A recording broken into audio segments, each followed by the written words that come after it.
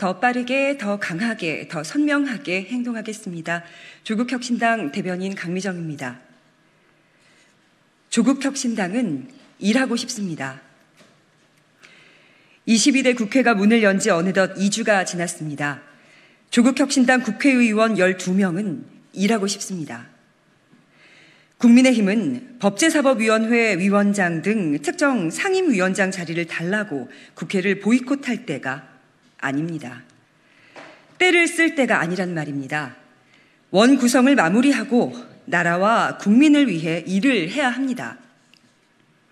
국민의힘이 때를 쓰면서 우리 당에 주지 않으면 국회 안 간다, 이렇게 버티는 상임위의 특징이 있습니다. 국민들께서 22대 국회에서 반드시 하라고 명령한 일들을 못하게 하기 위해서입니다.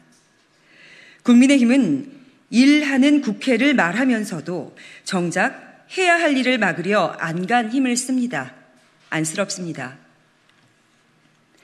법사위원장은 순직해병특검법, 김건희 종합특검법과 조국혁신당 1호 법안인 한동훈 특검법을 처리할 예정입니다. 국민의힘이 법사위원장을 맡으면 회의를 열지 않고 파행시킬 겁니다. 윤석열 대통령과 그의 가족, 측근을 지키려고 말이죠. 운영위원회는 용산 대통령실의 대통령 측근들을 출석시킬 수 있는 곳입니다.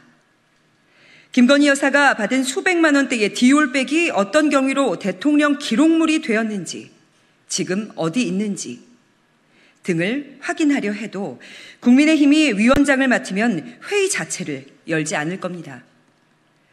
국민의힘은 과학기술정보방송통신위원회에 왜 집착하는 걸까요? 과학기술정보 산업 발전을 위해서? 아닙니다. 방송통신 장악, 언론 장악을 위해서입니다. 조국혁신당과 더불어민주당 등 야권은 윤 대통령이 망쳐놓은 언론 자유, 방송의 공정성을 되살리기 위해 방송 관련 3법을 처리할 계획입니다. 국민의힘은 당연히 반대합니다. 정성을 다하는 국민의 방송 KBS를 충성을 다하는 박민의 방송으로 만든 것처럼 MBC마저 친윤 방송으로 만들기 위해 과방위원장을 가져가려고 합니다. 방송의 제 기능, 언론의 참 기능을 살리려는 게 아니라 망가뜨리기 위해 과방위원장 자리를 꿰차고 앉아서 회의를 못 열게 하려는 겁니다. 국회는 전체 18개 상임위원회 가운데 11개 상임위원장 선거를 마쳤고 이제 7개 상임위 배정을 앞두고 있습니다. 국회의장실에선 나머지 7곳 상임위원장 선출을 위해선 여야의 협의가 더 필요하다. 오늘 국회 본회의를 여는 건 어렵다라고 말합니다.